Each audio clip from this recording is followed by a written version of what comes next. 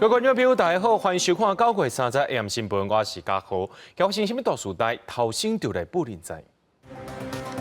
洪泰3度2继续在变强，这暴风圈已经挖到恒春半岛。洪泰的中心点可能在拜三中昼会对南部登陆，风雨会真大。进前新北一名国中生在教室内面，互学生踩死。这踩死人细过少年，一审是互判9年，也那西人的查某学生是互判8年。过来10月电价，这民生用电是无要起价，不过产业用电起12.5%，一度电来到4.29块。新闻一开始，赶紧来关心到这洪泰消息，讲到这洪泰3度2继续在变强，而且伊的速度有拖慢。暴风圈已经挖到这恒春半岛、屏东也有台东。那气象署是预测讲，这洪泰中心可能是在拜三中昼对南部来登陆，到时阵可能会变作是强度洪泰。也因为这洪泰行的方向是真歹按算，若准洪泰无受到地形的破坏，到时阵对南部影响就变甲真大咯。绿岛已经有10级以上强阵风，雨是一阵一阵，海边风真头影真大，市区大路也真侪所在积水。中度风台山图尔中心来到牛乱皮南方海面上，速度又较慢，暴风圈已经吸到陆地。气象署发布大水雨特报，提醒恒春半岛甲高雄市、屏东县的山区严防大水雨，台东更加爱防范特大水雨才会雨势。拜日开始，风台更加瓦近，花东甲恒春半岛雨搁较大，南部地区风雨是愈晚愈明显。拜三风台中心由南部登陆，南台湾风真头雨真大，北部地区风雨会逐渐明显。拜四风台北移，北部爱防大水雨。在2号这段期间，如果早上8点，它台风位置在台湾西南近海这个地方，南部地区降雨依旧都是比较持续的。台风因为还在西南侧的位置，所以它带来南风、西南风的影响，这样的风力还有这样的降雨，会对南部地区带来比较明显的影响，请大家特别注意。气象署预测，风台登陆时可能已经是强烈的风台，结果无受到破坏，对南部地区影响是真大。天气分析师讲，山图风台只能受到2股高压势力的影响，位在岸现场，速度慢而且无确定性，上可能是离高雄到屏东中间登陆。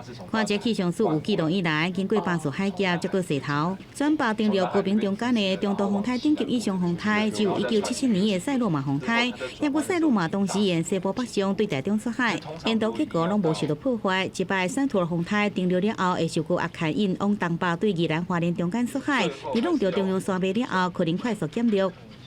台风从南部的沿岸登陆的个案其实非常的少，那它这样直接撞进来，其实没有任何屏障的话，风雨的状况应该会非常的大，尤其是在登陆点的附近。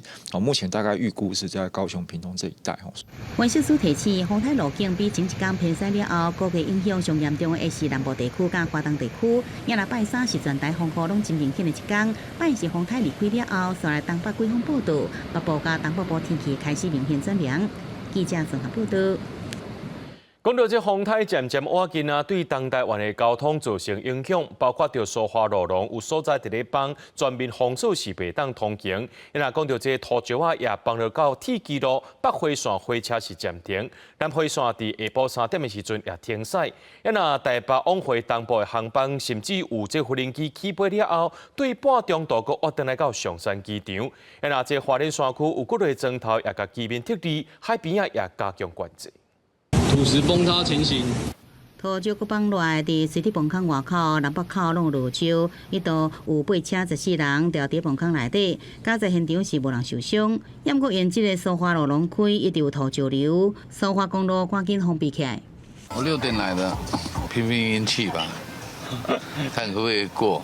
大小车真侪台拢徛伫个从德管制站，当机还赶紧抢修，早起有底站放车过，也过风台这边来啊，公路桥起安全，30点到12点全面封闭。苏澳公路这一波的封路就是有可能就会一直持续到2号。苏花路拢路袂通，因为这个铁路运输要土石落落来，东西正线铁基路拢互土石砍掉咧。南北回线暂停无开，南回线列车也伫30下晡3点了停开，然后台东的车站规台头前拢是旅客，马上伫最后一班车要开进前，赶紧坐上车。我12点多就赶快来看能不能在3点以前买到票，这样，然后都没有票了，也没有站票。我3号的飞机要出国，所以我必须赶快回去台北。天公路的运输大乱，飞行机起降也受状况，就一班对台北飞往东部的航班，伫起飞了后，受到天气的因素，只好佫飞转去上山机场。对着东部的交通问题，交通部也启动空运来试运，协调民航局来加开班机，台北甲花莲来回加一班。也过风台这边来啊，除了交通受到冲击，山顶部路民众安全也袂使忽视。你现在已经撤离到朋友家了吗？大家逐号来问，就惊村民留伫厝内底。花莲市部路拢成铁村，像是各营里更加派出警察陪同，要求警察来配合。小林乡公所是申请国军高中协助，军也伫台兵。昨外花莲村民是暂时行落，收容伫和平村办公处。再拜托哈，我们OK 一心哈，我花莲市也帮忙。下很大雨啊，就是我们就害怕啦，怕落石嘛。我们就是现在就在办公处啦。海鹰一直爬起来，那山区爱注意，海边嘛是爱注意。花莲的七星潭入口已经甲封锁线围起来戒备，就惊有游客走入去。海巡人员更加伫现场加强管制。记者综合报道。受到风台山道2强风影响，屏东恒春半岛6乡镇今下晡是停班停课，家长中昼呢赶紧来学校，甲囡仔带倒转去。另外讲到这个东港呢，大概撞到这大楼或者是落大雨的时阵，拢会接淹水。公所也准备500地线堤要互民众使用。若东流线的交通船上尾班的时间即马是有变动。另外，万丹九流这寡所在拢渔民，当透早要有雨的时阵，赶紧抢修作品。家长无风雨赶到学校接囡仔下课。山土的风台看起来是真凶猛，暴风可伫30钟头左右已经吸到屏东恒春半岛陆地，带来真强风势。官府宣布6乡镇下晡停班停课。我唔敢摕伤济啦，怕别人不够拿。抽水站的沙包无到3点钟已经互提走一半，公所另外也开货车来载，要送去较低所在的公家机关。东港部分的所在，若拄着风台大雨，也是大楼就淹水。除了沙包，镇公所也伫东龙宫的周边开淹水的所在来设抽水机。本身那个渔区的部分，也有那个已经定点式的那个抽水机，因为台风来期间，有时候会造成那个电路的断电，我们也会预设发电机。陆地风大雨淹水，海上航班是因为风影离改时间。东流线公营的交通船30下晡7点开始全面停开，部分民营业者的尾班次时间也有变动。10月初1、初2全面停开，太要整班，业者赶紧把物资运往小琉球，民众也赶紧坐船回来。我原本就预计今天早上回来，只是我们又提前赶早一班的船搭回来。船只需要做那个靠泊的准备，所以我们会将末班船就是停驶。那今天航班其他的航运都是正常的。不过风台可能引发强风，也有真大雨量，探早起也未落雨。九如正所的农民赶紧甲鸡子园倒沙网，避免鸡子有风拍落来。已经授粉啊，已经有做过啊。你台风来你不拉起来哈，伊安尼开机啊，无就断花。那正所的农民，万丹农民也赶紧出动，挂稻仔机来挂稻仔。风台要来啊，对官府甲民众拢严加防范，敢希望这灾情愈少愈好。记者综合报道。虽然风台来到为大城影响的是南部，不过中部也是唔敢大意。林业署宣布，这大雪山、八仙山，也个武陵国家新立游乐区，明仔载开始已经成休园。也那这福寿山农场到10月初3之前，这订房拢退了咯。也那讲到台中的高美湿地露营区，对今仔开始是休5天。另外，彰化鹿港等环保地区7月时阵，这开辟风台来时阵是阴间密密茂茂，业者赶紧增这风水闸门，避免造成损失。是，请问是要做取消吗？好的，那这边请问小姐贵姓？山土风台来势正强，台中市和平区已经出现明显风势。福寿山农场目前多是波斯桥回归，原本到10月初3之前预定都要将近满房，即马拢退了。林业署所在大雪山、八仙山、武陵国家森林游乐区，10月初1开始有进行休困，各县7乡顶13条自然步道暂停开放，呼吁民众暂时唔通去。现在刚好是波斯菊赏花期，原本预定的住宿都将近满房。目前至10月3日住宿都已经退订，农场也持续注意台风动态。大雪山、八仙山及武陵国家森林游乐区预警性休园，辖内古关7雄、横岭山、鸢嘴山等13条自然步道暂停开放。台中平地部分树户近期修剪2.6万丛树啊，防止落树倒去。海线高美湿地鹿野区赶紧贴布棚，宣布即马开始5天有风性休困。在海岸线高美湿地露营区哈，那从今天开始到10月4号5天预防性的闭园预防性的闭园，请大家配合。中华鹿港的顶环埔地区7月开面风台时阵淹大水，水务监业者唔敢大意，这几天拢加装风水门，按正引动100公分高的水势。目前看气象报告的话，我觉得是蛮严重的啦。哎呀，有装有安心，那没装你就怕着等它这样子啊。由南汇公所搬倒真济山包，而且伫仓库内底设悬的火架，准备随时应将火不断悬。面对风台唔敢大意，大家拢已经准备好啊。记者综合报道。讲到风台3到2将有可能是对咱台湾南部登陆，高雄已经强制撤离山区1580位保全对象，另外也有180名特殊患者预防性撤离。全高雄是调23000多地沙地啊，互民众使用。另外，伫咧黄昏时啊，也开始有民众去款物资咯。车道拢是沙包，希望发挥挡水功效。这栋伫三明区的大楼开灭风台7月中创高雄，迄时阵头壳2层拢积水，可即马水门还未修好，山头风台可能伫高频定量，互住户真紧张。我们整个坡道目前还在整建当中嘛，所以水闸门应该也都是没有办法完成啊，所以有跟市长讲说，因为我们水闸门没有办法做，所以挡水效果一定是等于零。林埔区的居民也真烦恼，3日下晡，真济民众到公所领沙包，市府中道将风台灾变中心提升做1级开设。面对开灭风台引起的大楼地下室淹水状况，市府已经调度23000外沙包，互民众来领。也伫宣布停班停课了1点钟开放专区，309个所在甲中路桥、环境桥互民众停车。不过有人烦恼高架桥不够，关的所在真紧就停满。看那个风势跟雨量啊，差不多。假如说已经下了1个钟头那么大，我们就要警觉注意了。市府表示，高雄高架桥无济，过未少学校地势较悬，错过停班停课期间开放专区9705个停车位也算有够。山区部分伫下晡2点撤离将近1700人。我们在黄色警戒发布的时候，本来是其他的这个县市按照作业标准是劝离，但是高雄是采取强制的撤离。所以1580位的保全对象已经在2点完成撤离。山头风台也好，高雄的黄昏市场人真多。市府研判高雄海淹水所在可能因为风台势真久，降雨量上收，恐吓对高雄沿海地区带来真大影响。提醒民众做好准备，若违反风台准备工作，一定会强制撤离，马上开发。记者综合报道。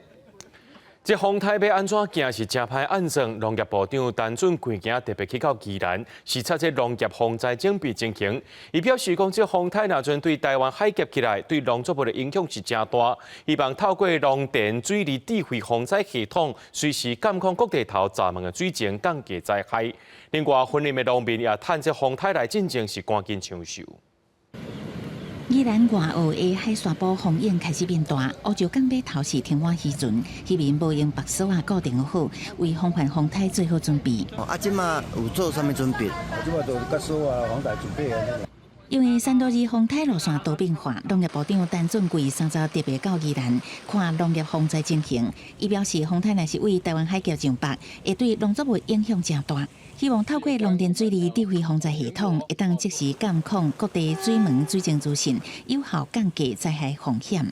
那我们希望说，透过这智慧型的水闸门一方面能够让我们的同仁能够随时监控这个水闸门，那另一方面也要了解说这个水闸门是不是能够顺利的这样启动。风台会带来明显的大雨，叶菜类这些菜色较有水伤。婚林县已经为少农民甲时间遭受热，开始抢收作物。顶月都拍到拢无半项去啦。所以即摆趁讲，有当收，如果较紧收嘞。产收偌济算偌济啊，无风台来就海去啊。为着营养风台天，民众采买需求，各大卖场甲超商拢特别增加真青的菜色甲泡面备货量。我就想说台风来了，快点就是想到家里面，明天后天就用一用这样。粤菜来说，我们整货的备齐量大概就是4到5成左右。那在肉类的部分的话，跟蛋类我们也至少2成以上的货量。农业部长陈俊贵讲，3到2风台所带来的强风大雨，袂使无注意，已经要求农业部门爱谨慎应对。对于风险热区重要的作物，爱提供防灾资讯，予农民参考，协助农渔民做好防范整备的作业。记者综合报道。全台湾芭乐第2大产地就伫咧台南。今年台中以南的芭乐整体产量是减少5成，主要是受到顶一届开辟风台影响。即马这3到2风台又搁要来了乱，真侪农民就开始烦恼讲，因的心血的乌有气，透早就赶紧去到果子园、套鹿啊、白笋啊，提早做预防的措施。中岛风台3到2当咧豆豆啊，挖进咱台湾，做事人带咧等。一透早种芭乐的农民赶紧去园里，甲较细丛的树栽边啊、顶竹啊、兼提扫啊，甲固定好势，就惊到时互风渗倒去。另外，嘛农民赶要甲残园的芭乐套鹿啊，预防水伤影响袂上。包的人也有6、7个，赶快临时工来帮忙包这样。人请的就赶快起来包着，不然都损失啊。我讲风台又大，包芭乐嘛是会落啦，但是总是比无包的是客机客了，含一声都无通收，含一声都无通包。啊，你若包起来，你若海无落来，迄就咱的啊。台南种芭乐的面积有1626公顷，是全国第2大产区。不过今年中南部整体产量煞减5成，主要受到顶一回开辟风台影响，地势本正当要大出的芭乐，即摆农民收成的人啊，拢空，大欠货。农民指出，虽然绩效袂歹，不过量是这几冬来减上济。风台过陆续就是拢一直落雨，逐工落雨了后，它开花，但是它就是没有授粉就落果。花苞就已经落掉了，所以导致就是目前的产量是比较少的。这个产量和介绍的平稳嘛，爱等讲吼，伊开花结果来讲吼，会成熟会当采收的当中吼，爱早11、2月。目前拍卖市场的芭乐介绍平均1斤80块，参前几冬比有较起，山上区农会讲爱搁等3个月后产量甲介绍才会豆啊恢复。记者从台南采访报道。国民党高雄市议员黄孝庭牵涉到诈领助理费案件，搜查过程发现讲伊人无伫咧国内，昨下晡呢，伊坐无人机转来，随互人带去问话。检察官透明精神认定伊有逃亡传统口径的嫌疑，向法院声禁见。下晡呢，这法院呢是裁定黄孝庭羁押禁见。日前离开台湾去中国，直到下晡2点，国民党高雄市议员黄孝庭为香港坐飞机登高雄，检察人员早就就伫机场，查考相关证据了，将人带回侦讯。30透早将转去高雄地检署复讯。会觉得被冤枉的？好的吗？会觉得被冤枉？小心。抵押直播的黄孝庭面对提问无讲话，规程律师也不愿意透露细节。现在继续开庭，不好意思。所以现在马上就要开始那个是。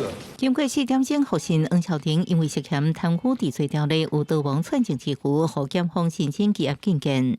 认为涉犯贪污治罪条例等罪嫌，有逃亡之余及串证灭证等情事，已经于今日0时4时预知申请羁押禁见。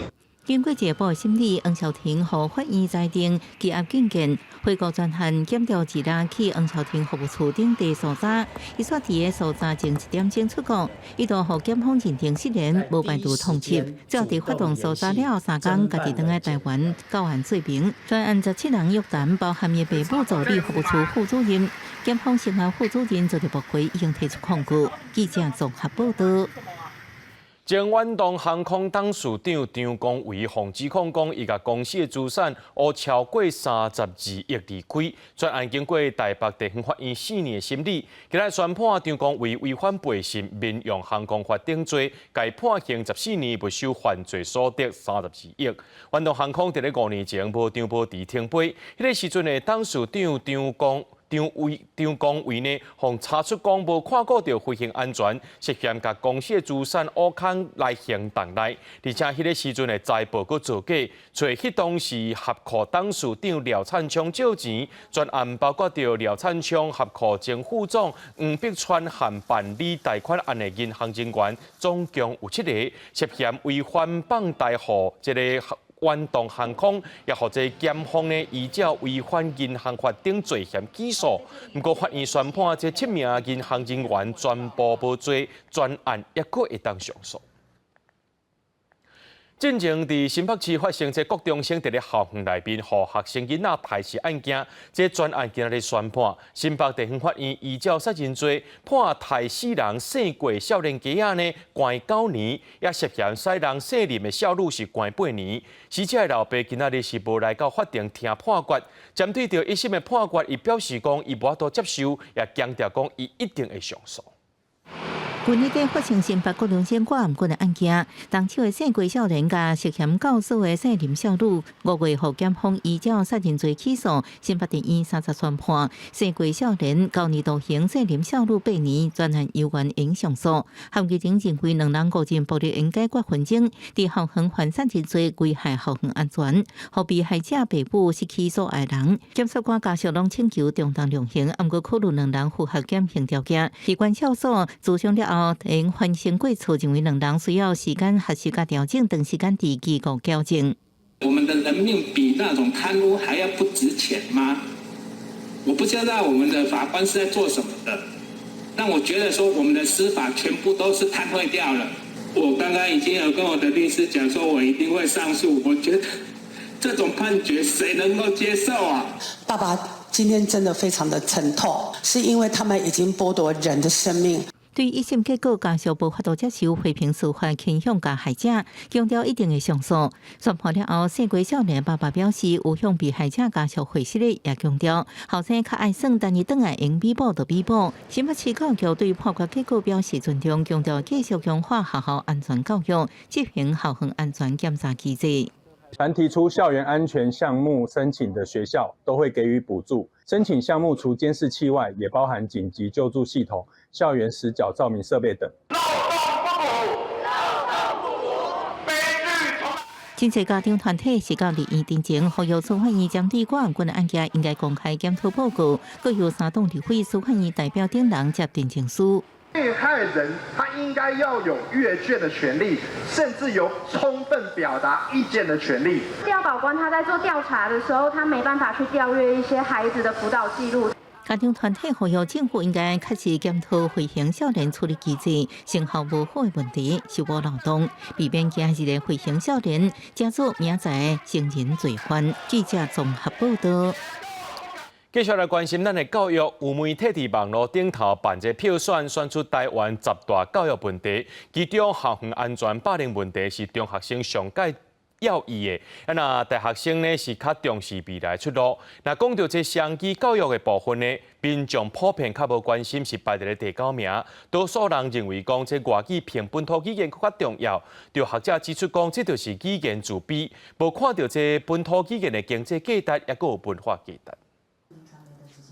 教育是一个国家的根本，尤其这几年校园安全欠老师等等的议题真受关注。有网络媒体针对全台湾18岁以上的网络使用者做民意调查，9月30发表台湾10大教育问题报告，其中民众上要的前2项议题是品格教育多元发展甲毕业的未来出路。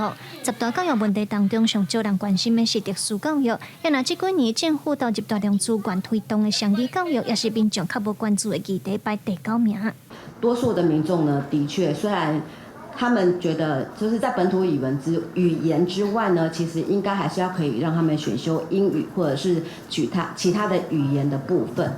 指控3项双语政策是蔡英文前总统任内推动的，希望强化国民的英语能力和国际竞争力。这几年，一寡学校嘛推出双语课程，有学者针对双语国家政策提出证据，指出台湾上定来往的是日本、韩国和南向国家等等。伊认为政府应当重新去思考英语的必要性。一个英语来解决所有的外语的问题，这其实是错误的。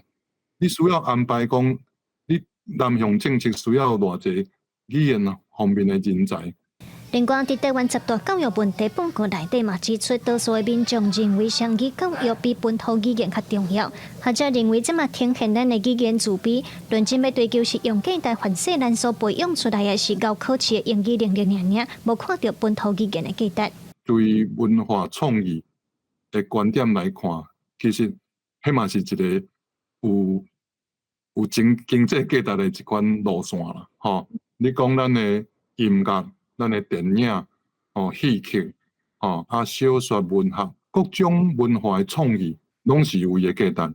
学者认为，目前社会对双语教育的想象和实践欠缺自由寻求的空间。双语嘛会当是本土语言和多种外语的结合，嘛指出政府要思考咱在国际到底较接合啥在做生意、做工课等等，就要徛伫现实的角度来规划咱的语言政策。记者卢尚如、柯炳哲台北报道。全观众朋友来看这新闻，讲到美国总统拜登昨是批准予台湾美金5.67亿的军事援助案，授权予这国务卿会当直接替美国的国防部驻军事训练等等协助台湾防卫。军事专家是认为，军援的设备包括着无人机、通讯、电子设备等等，美国的做法会当是证明讲对台湾有照拼照镜。面对全球包括俄乌战争以巴冲突，抑个台海紧张关系，为了强化对盟友的协作，美国总统拜登4月份签署一份法案，并变做法律，通提供几60亿美金的协助予乌克兰、以色列抑个台湾。拜登29批准一项对台提供5.67亿美金，差不多代表180亿的军援案，授权国务卿会当用军事物资、装备等协助台湾。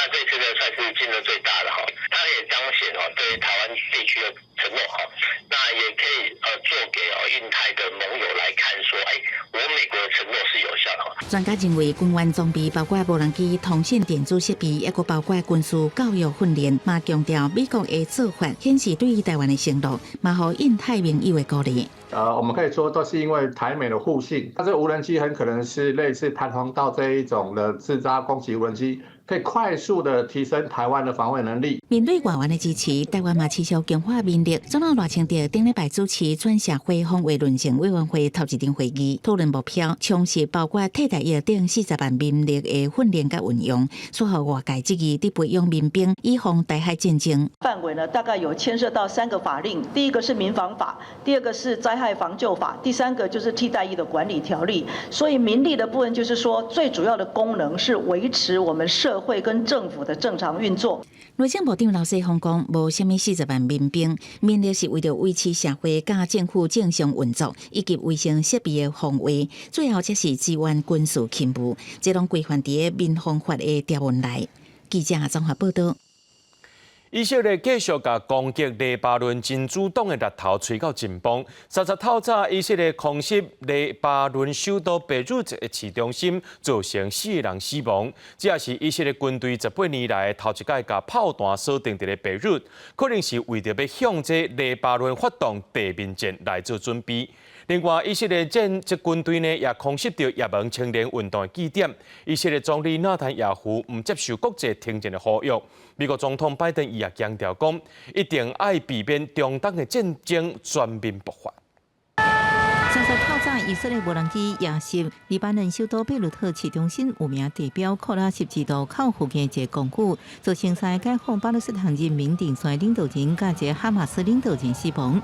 这摆空袭也是以色列为1006年了后第一摆将炮火对准贝鲁特中心地带，也是去年10月7日以下冲突了后，以军第一摆攻击贝鲁特市中心。美国媒体 CNN 甲 ABC 引用美方官员的讲话指出，美方研判以军已经准备或者是一定发动有限的地面战来抢夺换以色列边境的真主党据点，不过无证据会发动大规模的入侵行动。And there is also talk in Israel very soon of moving in some sort of ground operation inside Lebanon. The big challenge to Israeli leaders, they do seem to have the upper hand on the military side of things. The big challenge now is to convert these successes on the battlefield into diplomatic achievements. 除了黎巴嫩以色列自教发动长条飞弹空袭也门反空军青年运动伫个荷台达港口基点，造成4人死亡，超过30人受伤。以色列打击由伊朗伫背后支持的武装组织，为哈马斯到真主党加青年运动开进一条战线，就连伊朗最高精神领袖哈梅尼也接到情报去安全地点闪避。以色列伫杀害包含纳斯拉勒至少3个真主党领袖了后无受煞，纳斯拉勒的接班人萨法丁也豆豆步出台面，继续对以色列发动报复反击。国际烦恼局面失控，伊朗甲以色列主要朋友美国拢会加入其中。美国总统拜登29就呼吁，要全面阻止中东的战火爆发。All out war in the Middle East be avoided? It has to be. We really have to avoid it. 以色列总理纳坦雅胡已经公开否认，包含美国加法国在内提出伊犁停火21天的提限。拜登强调，也搁一摆打电话沟通。黎巴嫩卫生部指出，以色列过去2礼拜空袭已经造成1000多人死亡，6000多人受伤。黎巴嫩总理强调，若以色列继续发动空袭，因会负100万人有路无厝。沙地外长30伫联合国大会顶悬呼吁，国际社会有责任爱保护黎巴嫩的领土完整，同时全力维护区域和平。公司新闻警员庆编辑。今日飓风海伦吞达美国东南部地区，目前死亡人数已经超过90个人了。那离岛有超过270万户有关是无电通用。另外一个飓风约翰，一礼拜内侵袭墨西哥2届，上无有16个人死亡。互强风吹倒的树仔，就直接降伫民家厝顶，2层楼悬的民家2楼全毁，涂骹拢是砖瓦碎片，还佫停伫厝门口的汽车挡风玻璃，互树瓦降甲逼去。今日风台海伦带来强风大雨，侵袭美国东南部地区，真侪民家拢毁掉。目前累计死亡人数已经超过90人，涂骹拢遭互强风吹倒去的树瓦甲树仔，开车经过民众都爱想办法驶过倒伫车路的大树，路边的电火条啊，完互强风吹甲全部电做火，造成真侪州断电。根据统计，而家有超过270万的用户规个拢黑暗。美国能源部是讲，目前也无复电的时间表，而且有超过100个民众，所因为行动电信的基地台受损这种情况下，无法度甲亲友来报平安，甚至煞互人列作失踪的人口。Main issue is the electrical power because the whole town down, the traffic lights are out, so driving around, people should just stay home because all the traffic lights are out. 除了无电通用，海伦风台嘛造成燃料欠缺。伫南北卡有居民早起6点就出来加油，啊，毋过排队等3点钟才加到油。When you can't get gasoline, you can't go anywhere.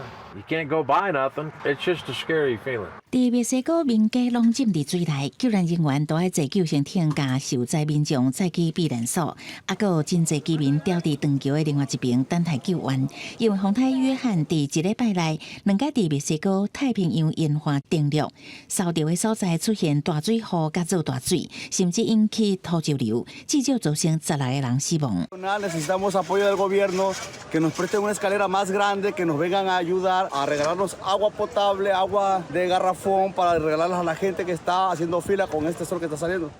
汽车带伫头内，居民用山条要甲挖出来，也有真侪居民伫有通门沟的车路要走退食物加燃料，或者是等待救援。墨西哥政府是讲，因已经出动18000的士兵加救援人员协助民众撤离。公司新闻新乐培编译。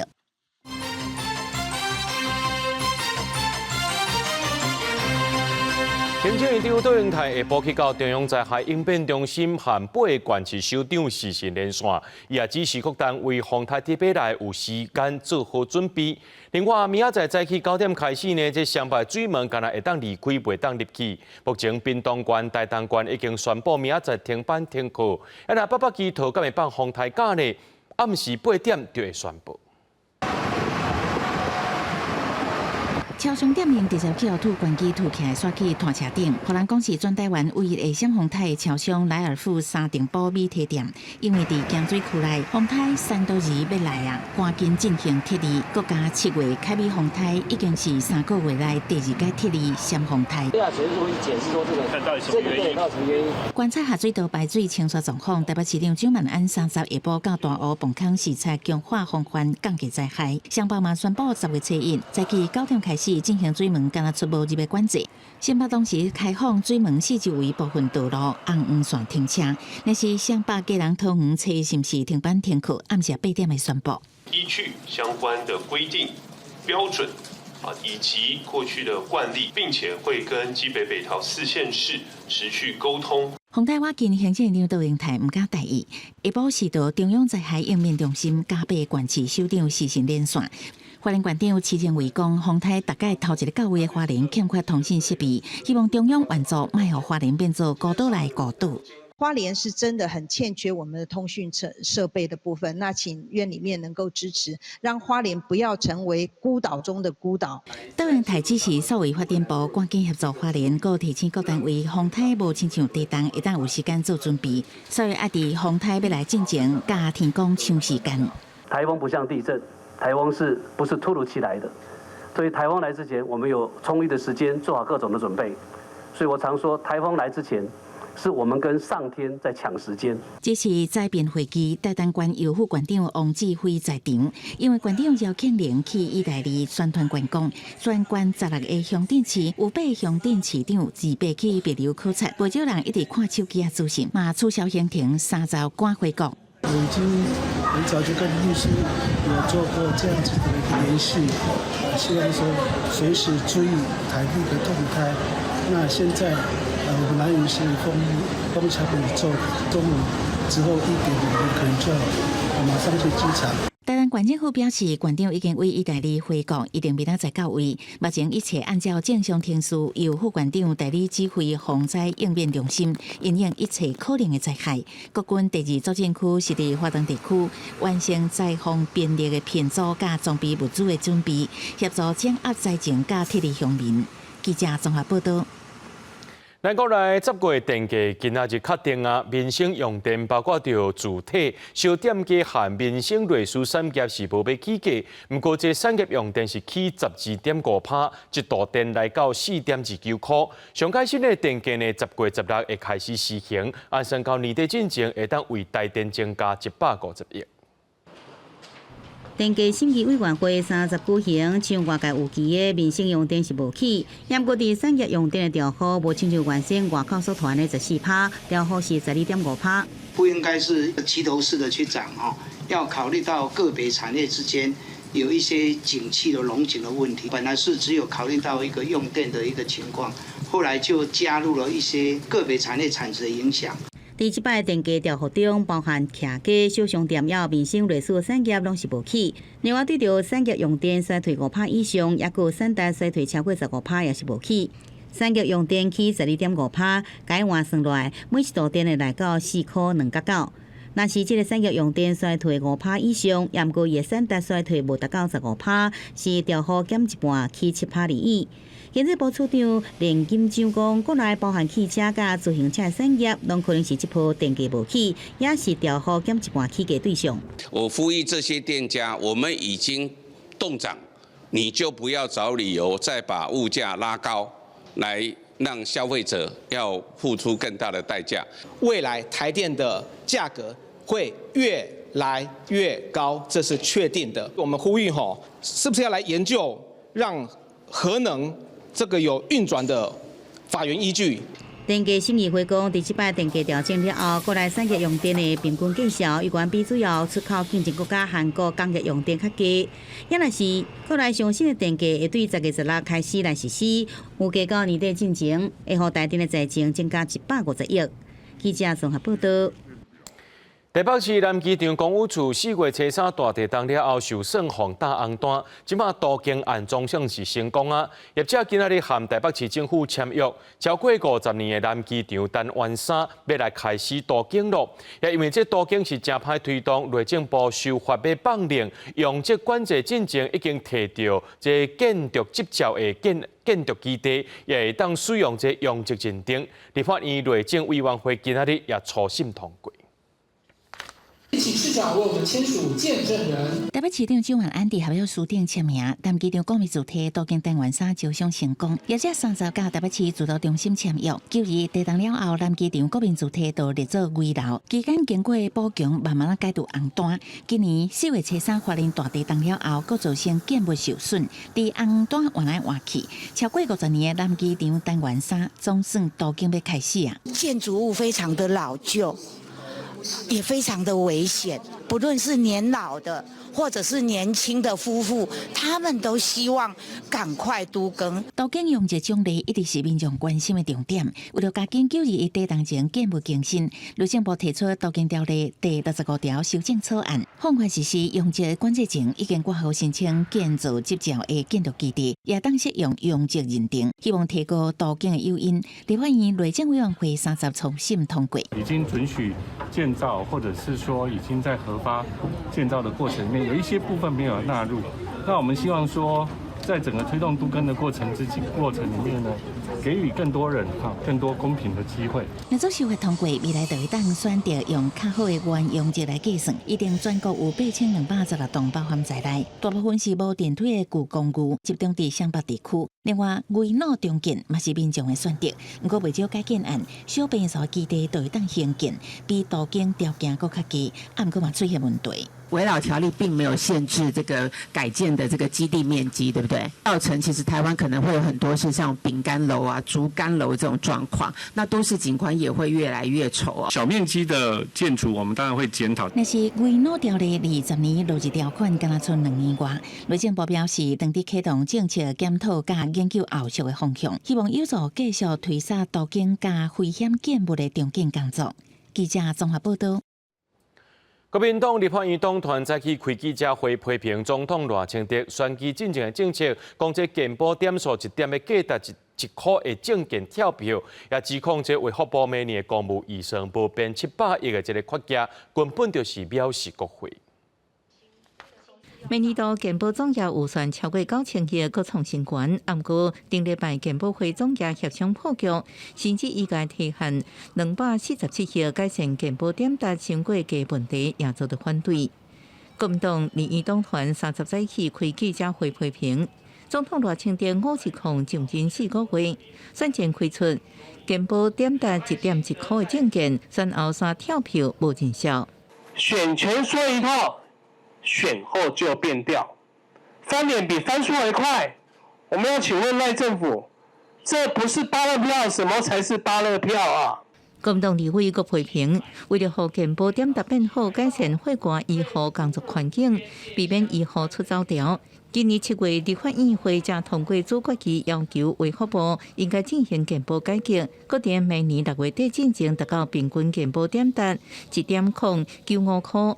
至少需要挹注700亿预算，不过卫福部每年公务预算敢若付336亿。民进党政府根本是藐视国会做出的决议。在立法院，所有民进党立法委员，你们都签名了，你有在监督民进党政府现在的赖政府达到健保点值0.95吗？通通都没有，这个就是在欺骗医界。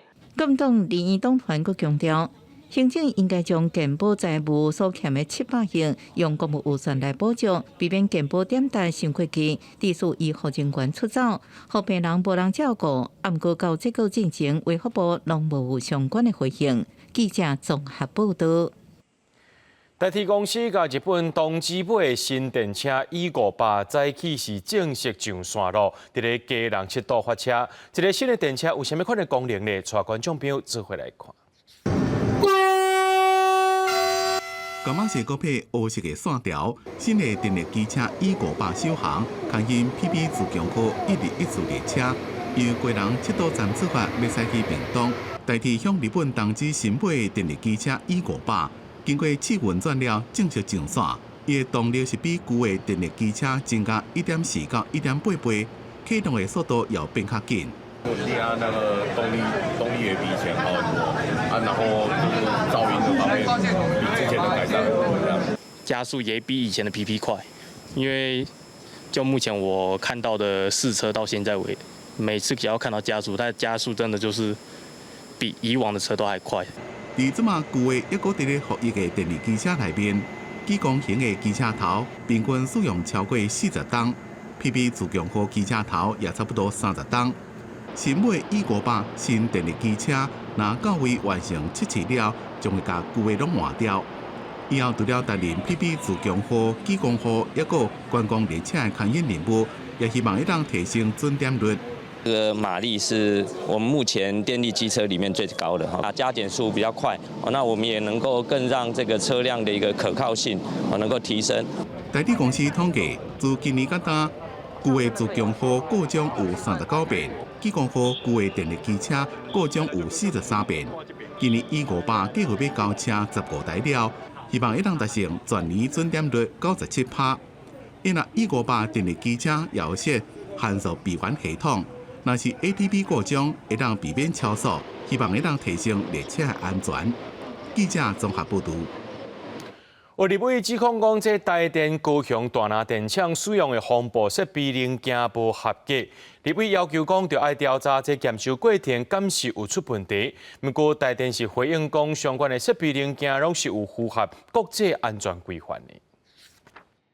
高雄大拿电厂今年4月和高雄地检署查出，有发电厂人员涉嫌采购备案。30载起，民众党立委开记者会，指控大拿电厂使用的防备设备零件无合格，惊讲若是无法度防止爆炸，电脑会更加熬多。说状石墨就有5件，我刚刚提到了，说状石墨含了几个金属，就是镁、铝、锆、钛，它是助燃的，它是不能用。民众党立委指出，台电的大拿电厂开要加80亿的经费进行改建，不过伫咧防爆电器局的配件一寡相关设备，8月初6职员署去大拿电厂抽查时阵所发现，10项防爆配件内面有6件无合格，甚至还佫查出禁止使用的塑质的石墨内面含有可造连重金属，还佫掺一寡无防爆效果的片质的石墨。外部的环境有可能会有粉尘或者是易燃物，它就需要用防爆型的接线盒。穿线匣依照美国国家的规范，也就是 NEC 的设计，它仅用于电缆过线，不需要采用防爆的设计。台电讲，到即马是也无收到职员署的调查报告，但是依照合约，若是有无合格防爆设备，会厂商赶紧换掉，才能确保公安甲职员的安全性，避免发生意外。记者综合报道。桃园7月修正自治条例，这路边停车超过14天，而且经过公告10天，也是唔纳钱，就把这车拖走。机关的要求讲，就要加强执行。停伫路边停车的这台车，挡风玻璃顶头夹一沓正高的停车单，互人真注意。想要停车的人认为政府无伫咧执法，当然是观感不好啊，一直长期在占用着，当然是不好啊。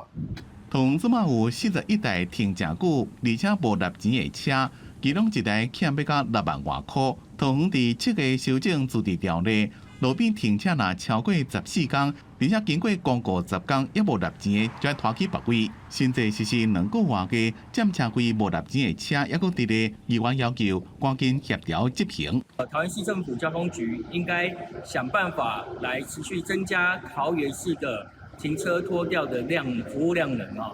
交通局回应，新制度7月实施，不过拖吊业务就要甲警察局交通大队合作，佮加上催纳通知单，甲拖吊移刷公文改版。而即马相关作业已经完成，已经对欠钱占车费的车打公告，若过10天也无刷走，就会拖走，停车格就让互其他的车停。交通局已经派员前往车体张贴一致的通知单，那10日后就可以将车辆移至桃园或中立拖吊保管场。那车主需要缴清停车欠费后才能领车。另外，迄台欠6万外块车位占正久的车，车主是有几落台车的公司车。虽然即马已经刷到路边的停车格，交通局也已经甲车号甲其他的车号移送行政执行署强制执行。记者综合报道。来看嘉义溪口的美南村，因为较早这个所在呢，边竹仔的功夫是真好，附近乡镇的人都来家买这竹笼仔。虽然讲即马这竹笼仔已经无啥人伫咧使用，社区为着要维持在地文化，专工请老师来教社区的民众安怎编，也举办成果展。社区的长辈哪听竹编老师教的美感，哪动手来做。嘉义县溪口乡美南村开办竹编的课程，教社区民众。要透过社区的力量，甲较早在地竹编的传统工艺继续来传承。我本身就是有一种迄个棉线的编织啊，因为这竹编我较唔捌参与，我这届参与吼，感觉做欢喜的。这有一个好处，就是可以让它继续保留下来，然后也让年轻的也有年轻的一辈会愿意来跟长辈一起来学习，那也有点传承的意思。较早的农业社会，拢需要竹篮来代表运送的青菜。溪口乡具地号名轮尾甲天社这两个聚落，就是即卖北北村甲美南村，过去拢是生产竹篮上侪的所在。为着要保留这个功夫，社区办活动、办课程，要来继续传承。毕竟社区嘛是有遮侪人兴趣的嘛有啦，所以咱就安尼有这个工艺所以兴趣的人拢会来遮学习安尼。找到以前细汉的记忆，因为阮以前细汉拢从来拢是去做这竹笼啊，会使去想到以前要来去这农地的回忆安尼。伫过去，竹仔透过竹编的加工，会当加做真侪生活上的工具。时代的进步，竹编嘛为工具，豆豆改变做生活的艺术品。社区推广竹编，唔但保留地方的技艺文化，嘛要替庄脚发展找找新的机会。记者李慧婷，嘉义报道。指控医师全国10大杰出青年的名单进前公布了，其中龙鱼环保类是由中华渔民杨基华摕到，这也是头一位渔业界的代表当选这个项目。杨基华表示讲，这5年前因为疫情加上气候变迁因素，厝内面饲蛤蟆的产业是愈来愈歹做。伊规气着辞掉北部的头路，回来斗3工，利用水草仔的水呢，落去饲这蛤蟆，也引入这科学的方式来监测水质，调整气温的环境平衡。希望在极端气候之下，变出养殖业的一条活路。详细检查蛤蟆的品质，一望就知影倒一粒甘沙。伊是今年10大杰出青年之一的杨宜华，嘛是龙鱼环保类头一位渔业界代表。过去伫台北咧做行销，但是自细汉就伫渔村斗3工的杨宜华，对故乡的饲蛤蟆产业有真深的感情。像阮咧饲蛤蟆，我大进前，阮的产销班嘛拢是阮爸爸妈妈这个年纪，甚至是为阿公的年纪，佫也未退休，看到遮的人，遮辛苦一世人的这个产业，有可能因为环境，有可能因为人口，伊渐渐变做夕阳产业，这是阮最无想要看到的。中华风湾因为有丰富的蓝地生态，早年渔民会去掠野生的乌沙来放在野，所以伫风湾汉堡一带，袂少人拢是咧饲蛤蟆的。但是即阵的极端气候，加上民众的消费习惯改变，毋但互蛤蟆愈来愈歹饲，嘛爱重新找销路。较早拢是小市场啦，市场即马拢是较一寡老辈去咧买啦。咱即马少年的大概拢是行超市，阮的查某囝少年即马转来啊，因就是落咧做即个真空包装，有甲阮的生意有扭转起来啦。这个所在养殖，伊是伫个畜牧区甲咱养殖区是做伙的，为着要互咱的养殖较稳定，阮就去用，比如说像这种看显微镜的方式啦，还是讲验水啦。较早用目睭看到出问题啊，袂付处理啊，即摆阮就变做讲先用数据落去看。杨宜华表示，渔温的环境顾好好，蛤蟆自然就健康。除了用科学仪器监测水质，伊嘛改变传统野饲料的方式，利用藻水落去饲蛤蟆，要伫传统养殖业行出一条新的路。记者杨淑晴综合报道。皇太极要来，千万唔通挂无事牌，明仔载气象咱做伙来看卖。